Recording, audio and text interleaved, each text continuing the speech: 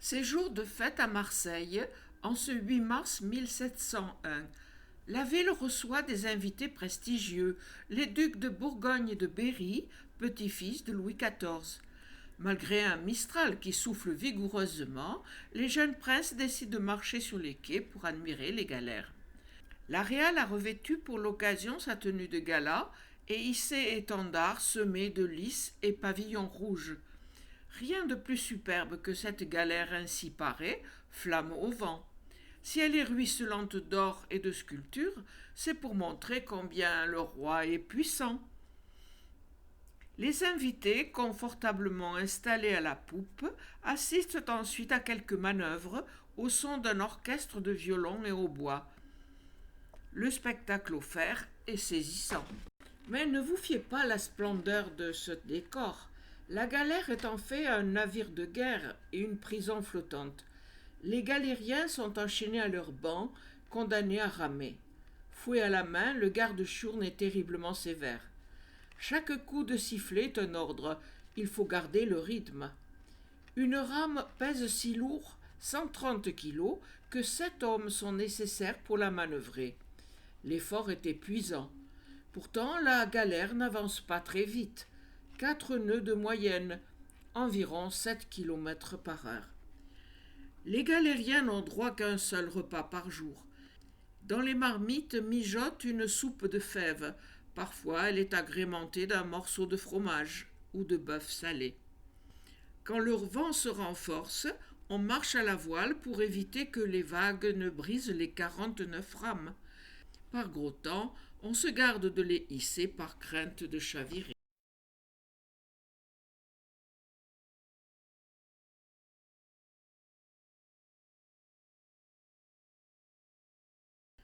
Lyon, le 15 juillet 1783. Une foule de curieux se presse sur les berges de la Saône pour assister à une expérience inédite. Pour la première fois, un bateau va réussir à naviguer grâce à la seule vapeur. La barque est baptisée pyroscaphe, le bateau qui marche au feu. Une véritable prouesse technique. Les spectateurs sont impressionnés par les grandes roues à aubes et amusés par l'énorme panache de fumée. Inquiets devant le progrès qui risque de transformer leur métier, les mariniers, eux, sont prêts à siffler en cas d'échec. Mais le bateau remonte majestueusement le fleuve pendant un quart d'heure. Beaucoup de personnalités lyonnaises et de savants assistent à cette démonstration exceptionnelle. Après cette expérience convaincante, le génial inventeur, le marquis de Jouffroy-Daban, décide de construire une maquette de son prototype et de l'envoyer ensuite à l'Académie des sciences à Paris pour obtenir l'autorisation de fabriquer le navire en série. Malheureusement, après une discussion orageuse, certains savants jaloux lui interdisent d'exploiter son invention à Paris. Faute d'argent, Jouffroy d'Abance doit alors renoncer à son projet. Un bateau à vapeur a besoin d'une chaudière, de charbon et d'eau. Le charbon, élément combustible, permet de chauffer l'eau qui se transforme en vapeur. La vapeur fournie par la chaudière entraîne les deux roues à aubes de 5 mètres de diamètre chacune.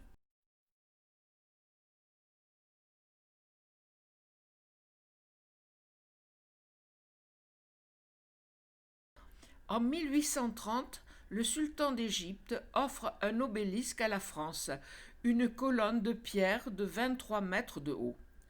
Un cadeau bien encombrant. Un voilier à fond plat, le Luxor, est spécialement construit pour transporter ce colosse de 227 tonnes. L'embarquement de l'obélisque débute le 19 décembre 1831. Un vrai défi. Il faut abattre des maisons, construire un plancher sur le sable et même scier la proue du navire.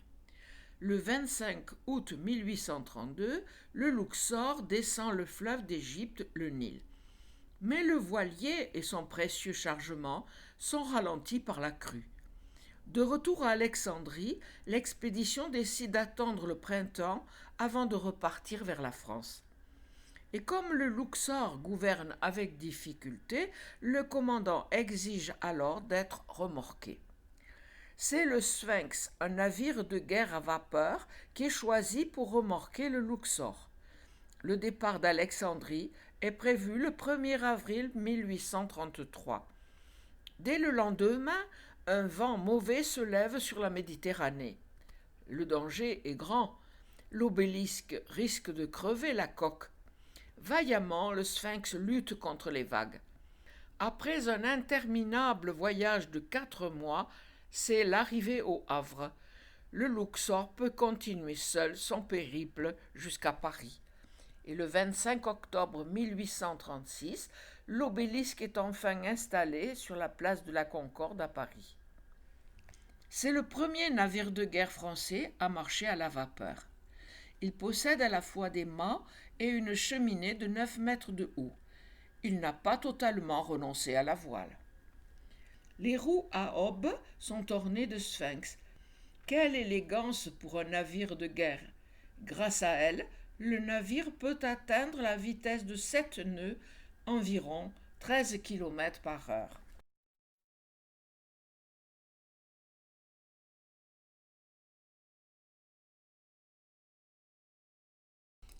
Boston, le 4 octobre 1853. Débarquant de trains affrétés pour l'occasion, des milliers de curieux affluent vers le port.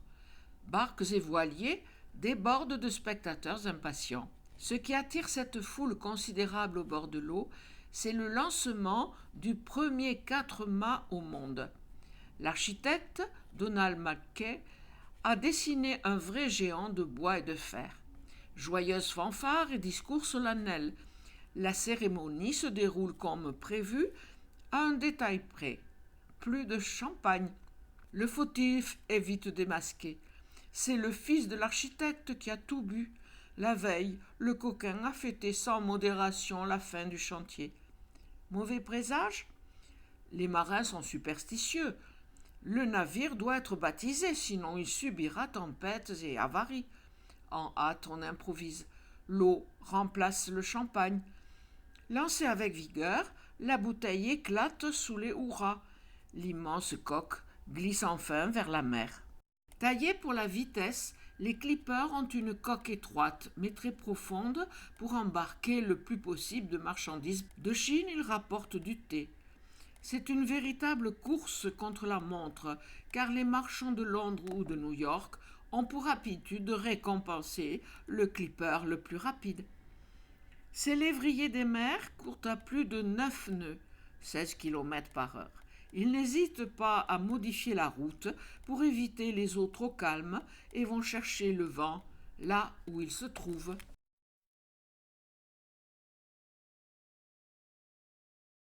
Au pied des gratte-ciels, un paquebot remonte majestueusement le fleuve Hudson. Devant la Statue de la Liberté, une émotion intense gagne tous les passagers. L'instant est historique. Parti du Havre le 29 mai 1935, Normandie arrive en Amérique 4 jours, 3 heures et 28 minutes après. Tel un athlète, il a filé à 30 nœuds de moyenne, 54 km par heure, un record. La veille, la nouvelle s'est propagée à bord. On allait remporter le ruban bleu, la récompense offerte au transatlantique le plus rapide. Pour fêter la victoire, un long ruban bleu a été fabriqué avec les moyens du bord, puis fièrement accroché au mât. Sirènes hurlantes et jets d'eau vers le ciel, les bateaux-pompes entourent le champion. Sur le quai, une foule immense l'acclame, des confettis pleuvent à verse, un accueil exceptionnel pour un navire exceptionnel. C'est le plus luxueux et le plus grand des paquebots de son temps. On y trouve des appartements dignes d'un palace et des cabines plus modestes. Un fumoir confortable aux fauteuils profonds, une rue commerçante avec ses boutiques et une banque, une poste, un théâtre de guignols pour les enfants, une chapelle, une bibliothèque aux 4000 livres, plusieurs piscines et une salle de gym. Une véritable ville flottante. Pour gagner de la place, les étroites cabines de 3e classe sont meublées de lits superposés. Par l'immense baie vitrée du restaurant, on peut contempler la mer tout en dansant. Au centre du navire, voici la salle à manger de 1re classe. Elle mesure 86 mètres de long et 8 mètres de haut. Des proportions gigantesques. Sous la salle à manger, la cuisine abrite 6 chefs, une centaine de garçons de cuisine et un fourneau de 14 mètres de long. Au fond de la cale, dans la chaufferie, 29 immenses chaudières alimentent en vapeur des turbines qui font tourner les hélices et fournissent l'électricité à bord. Sur le pont promenade, les passagers font d'amicales parties de tennis. Une salle de spectacle de 380 places accueille chaque jour concerts et pièces de théâtre. À côté de la bibliothèque, le jardin d'hiver est orné de plantes vertes, de fontaines et 2 incroyables cages à oiseaux. Pour loger les animaux de compagnie, un chenil est spécialement aménagé dans la 3e fosse cheminée. Le grand garage peut abriter des dizaines de voitures et même un avion.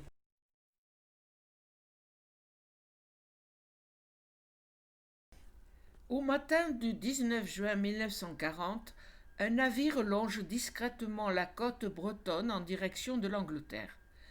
Les vagues déferlent sur sa coque métallique.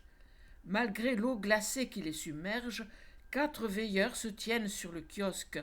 Inlassablement, ils scrutent l'horizon avec leurs jumelles. Alerte! L'officier de quart a repéré une lumière droit devant. Le commandant ordonne aussitôt de ralentir et de faire silence. Chacun retient son souffle, espérant déjouer la surveillance allemande. Un sous-marin est redoutable quand il est tapi sous la mer. Il est vulnérable lorsqu'il navigue en surface. Or, le Surcouf est incapable de plonger. Il était en révision dans le port de Brest quand les troupes allemandes se sont emparées de la ville. Alors, sans attendre la fin des réparations, le plus grand sous-marin de l'époque a préféré l'évasion à la capture. Un vrai jeu de cache-cache avec l'ennemi. Il s'échappe enfin et rallie Plymouth dès le lendemain matin.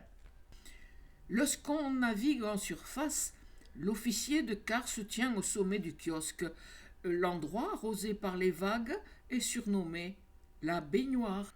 Sous l'eau, on surveille les alentours avec les sonars qui fonctionnent comme des oreilles et avec le périscope, l'œil du sous-marin. Pour plonger, le sous-marin s'alourdit en remplissant d'eau de mer ses ballasts, réservoir extérieur à la coque. Pour remonter à la surface, il chasse l'eau avec de l'air comprimé. C'est le seul sous-marin à embarquer un avion de reconnaissance grâce à ses ailes repliables. L'hydravion se range dans un abri étanche. La vie à bord est bien inconfortable.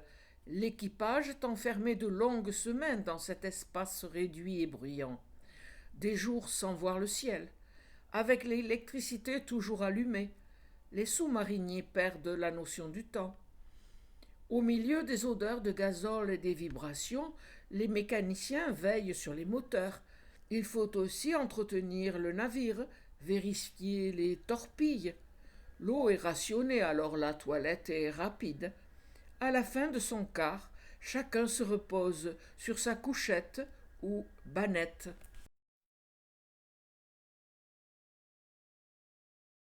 Profitant des alizés, un voilier de course file sur l'Atlantique. Emporté par sa vitesse, il trace à travers les vagues. Des montagnes d'eau déferlent sur le pont. Le skipper réduit la voile aussi vite que possible pour éviter la casse. Aujourd'hui, le vent est capricieux et la navigation musclée. Pour plaisanter, des journalistes ont surnommé cet engin révolutionnaire la pieuvre d'aluminium. C'est vrai qu'il ne ressemble à aucun autre, ce multicoque ultra léger. C'est l'invention d'un marin breton passionné, Éric Tabarly, et pour prouver les qualités de son trimaran, le navigateur tenace tente une traversée de l'océan en solitaire. Le 19 décembre 1968, la Terre est en vue, après des jours et 11 heures de lutte acharnée contre les éléments. Incroyable! Le trimaran atteint une allure vertigineuse, 11 nœuds, 20 km par heure. Il devient le voilier le plus rapide du monde. Grâce à ces deux flotteurs situés de part et d'autre de la coque, le trimaran se maintient en équilibre. En breton, Penduic signifie mésange à tête noire. C'est le nom fétiche de 6 navires d'Éric Tabarly.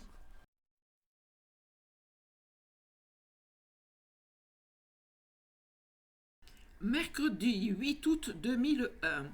En plein océan Pacifique, une alarme stridente se déclenche brusquement sur un cargo porte-conteneurs.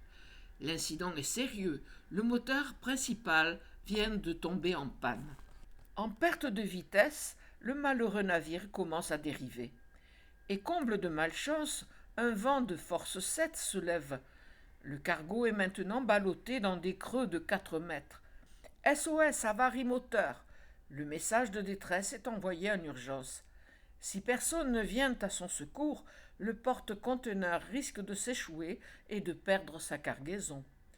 Quand le remorqueur envoyé par la compagnie apparaît enfin à l'horizon, c'est le soulagement.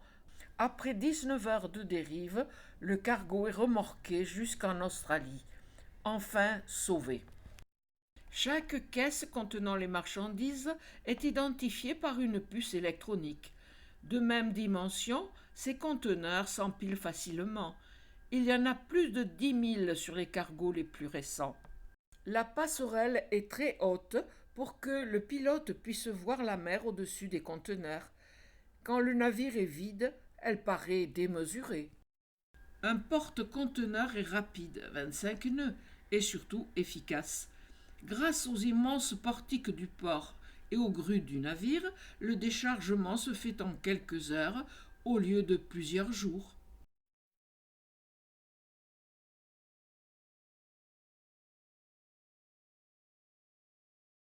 C'est une manœuvre délicate à laquelle Charles de Gaulle participe aujourd'hui en plein océan Indien. Ce 13 février 2007, les Français simulent l'attaque d'un porte-avions espagnol et à bord se trouve un observateur de marque, le roi Juan Carlos. Déflecteur levé. Dans une seconde, l'avion va être catapulté. Pour enchaîner rapidement appontage et catapultage, il possède 2 pistes. La piste oblique sert à l'appontage. La vitesse de l'avion passe alors de 260 km par heure à 0 en moins de 50 mètres. Pour freiner, l'appareil s'accroche à un câble tendu en travers du pont. 2 officiers vérifient la position du Rafale. Ils n'ont pas droit à l'erreur. Une simple pression sur un bouton va propulser l'appareil à une vitesse époustouflante. Sur le pont, des hommes aux gestes précis s'activent. Chaque équipe de techniciens a sa couleur. Les maillots bleus saisissent et calent les avions qui atterrissent. Les rouges les ravitaillent en carburant. Les verts contrôlent les catapultes. Vêtu de jaune, le très respectueux directeur du pont d'envoi dirige ce balai. Pour se faire entendre du vacarme, il est obligé d'aboyer, alors on le surnomme le chien jaune. Pour entretenir les avions, 500 techniciens travaillent dans le ventre du navire, dans les ateliers entourant l'immense hangar. Le Charles de Gaulle peut transporter 40 appareils, des avions de combat Rafale, un hélicoptère et un avion de guet, le Hawk ou œil de faucon. Leur mission terminée, les avions sont rangés dans le grand hangar situé sous le pont d'envol. Ils y descendent grâce à 2 ascenseurs. Mais comment faire entrer un bateau dans une bouteille ? Pour glisser ce 3 mâts par le goulot, les mâts ont été couchés. Une fois à l'intérieur, ils ont été relevés grâce à un délicat réseau de fils. La main ne doit pas trembler. Vers 1900, sur les Cap Horniers, les pêcheurs occupaient ainsi leurs longues soirées monotones.